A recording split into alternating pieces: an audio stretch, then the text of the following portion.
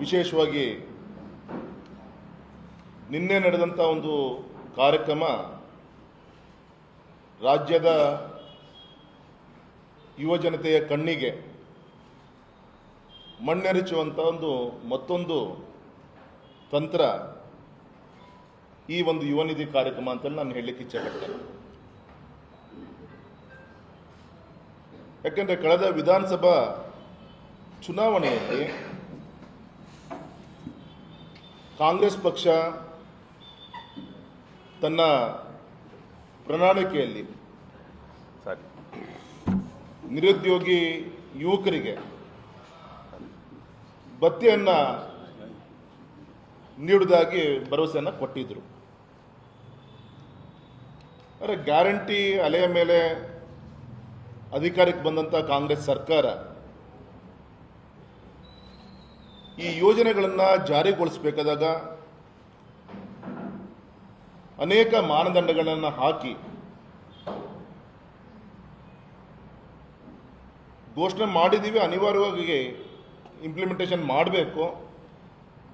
ಆದರೆ ಆ ಸಂದರ್ಭದಲ್ಲಿ ಆ ಒಂದು ಸೆಕ್ಟರ್ಗೆ ಈ ಯೋಜನೆ ಮುಟ್ಟುತ್ತೆ ಅಂತೇಳಿ, ನಿರುದ್ಯೋಗಿ ಸೆಕ್ಟರ್ಗಳಿಗೆ ಮುಟ್ಟುತ್ತೆ ಅಂತೇಳಿ ನಮ್ಮೆಲ್ಲರ ಅಪೇಕ್ಷೆ ಏನಿತ್ತು, ನಿರೀಕ್ಷೆ ಏನಿತ್ತು, ಅದು ಸುಳ್ಳಾಗಿಸುವಂಥ ಒಂದು ಪ್ರಯತ್ನ ಮಾಡಿದ್ದಾರೆ. ದೊಡ್ಡ ಸಂಖ್ಯೆಯಲ್ಲಿ ನಿರುದ್ಯೋಗಿಗಳು ಇದ್ದಾರೆ. ಆದರೆ ಈ ಸಂದರ್ಭದಲ್ಲಿ 2023 ಏಪ್ರಿಲ್ ನಂತರ ಪಾಸ್ ಆಗಿರಬೇಕು, ಡಿಗ್ರಿ ಆಗಿರಬೇಕು, ಪದವೀಧರರಾಗಿರಬೇಕು. ಅದಾಗಿ 6 ತಿಂಗಳ ನಂತರ ಅವರನ್ನು ಆ ಒಂದು ನಿರುದ್ಯೋಗಿ ಭತ್ಯೆಯನ್ನು ಕೊಡುವಂಥ ದಿಕ್ಕಿನಲ್ಲಿ ಬರುತ್ತೆ ಅಂತ ಹೇಳಿದ್ದಾರೆ. ರಾಜ್ಯದಲ್ಲಿ ಇವತ್ತು ಕೂಡ 5 ರಿಂದ 6 ಯೂನಿವರ್ಸಿಟಿಗಳು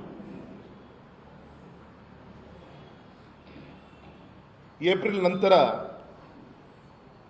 4-5 ತಿಂಗಳ ನಂತರ ಈ ಒಂದು ರಿಸಲ್ಟನ್ನು ಕೂಡ ಡಿಗ್ರಿ ಪದವೀಧರರ ಒಂದು ಫಲಿತಾಂಶವನ್ನು ಪ್ರಕಟಣೆ ಮಾಡಿದ್ದಾರೆ ಅಂತ 4-5 ಯೂನಿವರ್ಸಿಟಿಯ ಮಕ್ಕಳಿಗೆ ಈ ಅವಕಾಶಗಳು ಸಿಗಲ್ಲ. ಮತ್ತು ಬೆರಳೆ ಎಣಿಕೆಯಷ್ಟು ನಿನ್ನೆವರೆಗೂ ಕೂಡ ಆನ್ಲೈನಲ್ಲಿ 3-3.5 ಸಾವಿರ ನಮ್ಮ ಶಿವಮೊಗ್ಗ ಕ್ಷೇತ್ರದ್ದು ಯುವಕರು ಆನ್ಲೈನಲ್ಲಿ ಅಪ್ಲೈ ಮಾಡಿರೋದು, ರಿಜಿಸ್ಟ್ರೇಷನ್ ಆಗಿರೋದು.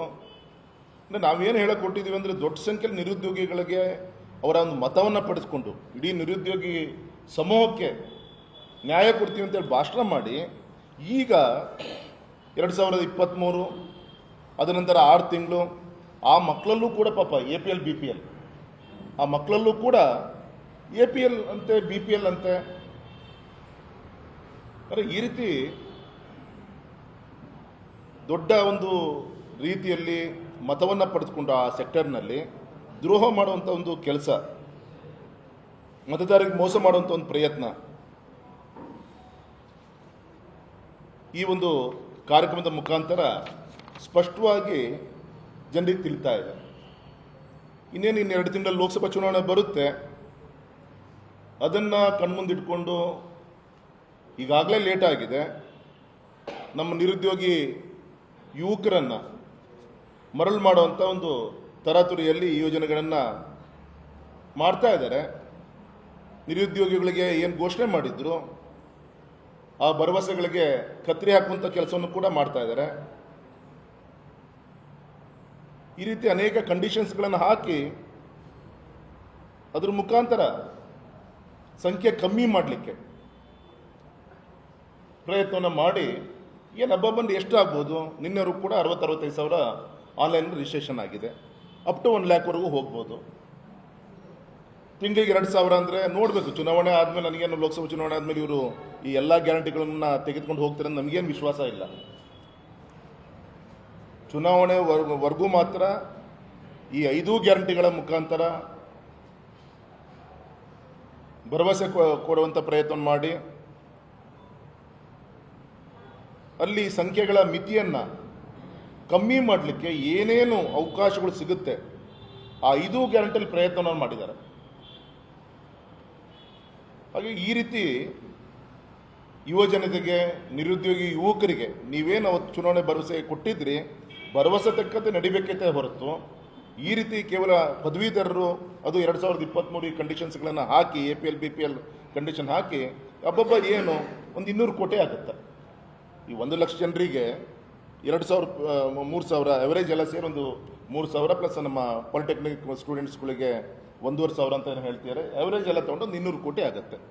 ಇದು ಗೌರವಾನ್ವಿತ ಪ್ರಧಾನಮಂತ್ರಿಗಳ ನೇತೃತ್ವದಲ್ಲಿ ವಿಶ್ವಕರ್ಮ ಯೋಜನೆ ಒಂದೇ ಸಾಕು, ಒಂದೇ 13,000 ಕೋಟಿಯ ಒಂದು ಯೋಜನೆಯನ್ನು ಈ ದೇಶಕ್ಕೆ ಕೊಡುಗೆಯಾಗಿ ಗೌರವಾನ್ವಿತ ಪ್ರಧಾನಮಂತ್ರಿಗಳು ಕೊಟ್ಟಿದ್ದಾರೆ. ನಮ್ಮ ಶಿವಮೊಗ್ಗ ಕ್ಷೇತ್ರ 40,000 ಅಪ್ಲಿಕೇಶನ್ ಅಪ್ಲೋಡ್ ಆಗಿದೆ. ಅಪ್ಲಿಕೇಶನ್ ಅನ್ನು ಆಸ್ ಇಟ್ ಈಸ್ ಸರ್ಕಾರ ಅಪೇಕ್ಷೆ ತಕ್ಕಂತೆ ಕರೆಕ್ಟಾಗಿ ಅಪ್ಲೋಡ್ ಆಗಿದ್ರೆ ಅದು ವಿತೌಟ್ ಎನಿ ಮಿಸ್ಟೇಕ್ಸ್ 40,000ಕ್ಕೂ ಕೂಡ ನ್ಯಾಯ ಸಿಕ್ಕರು ಆಶ್ಚರ್ಯಪಡಬೇಕಲ್ಲ. ಇಷ್ಟು ದೊಡ್ಡ ಸಂಖ್ಯೆಯಲ್ಲಿ ಇವತ್ತು ಇಡೀ ದೇಶದಲ್ಲಿ ನಾನು ಹೇಳ್ತೇನೆ, ನಾನು ಮಾತಾಡಬೇಕಾದಾಗ ಹಸು ಅಂತ ಬಂದಾಗ ಊಟ ಹಾಕಿದ್ರೆ ಹೊಟ್ಟೆ ತುಂಬುತ್ತಾರೆ. ಜೀವನದ ಹಸುವನ್ನು ದೂರ ಮಾಡಲಿಕ್ಕೆ ಅವರು ಉದ್ಯೋಗ ಸೃಷ್ಟಿ ಮಾಡುವಂಥ ದಿಕ್ಕಿನಲ್ಲಿ ಗಮನ ಕೊಡಬೇಕಾಗಿರೋದು ಸರ್ಕಾರದ ಕರ್ತವ್ಯ ಅಂತ ಕೂಡ ನಿನ್ನೆ ಮಾತಾಡಬೇಕಾದ ನಾನು. ಅನುಕ್ಷಣದ ಸುದ್ದಿಗಳಿಗಾಗಿ ವಿಸ್ತಾರ ನ್ಯೂಸ್ ಯೂಟ್ಯೂಬ್ ಚಾನೆಲ್ ಸಬ್ಸ್ಕ್ರೈಬ್ ಮಾಡಿ.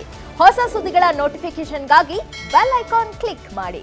ಲೇಟೆಸ್ಟ್ ಅಪ್ಡೇಟ್ಸ್ಗಾಗಿ www.vistaranews.com ವೆಬ್ಸೈಟ್ಗೆ ವಿಸಿಟ್ ಮಾಡಿ. ಅಂಗೈಯಲ್ಲೇ ಜಗತ್ತಿನ ಸುದ್ದಿ ತಿಳಿಯಲು ವಿಸ್ತಾರ ನ್ಯೂಸ್ ಕನ್ನಡ ಆಪ್ ಡೌನ್ಲೋಡ್ ಮಾಡಿ.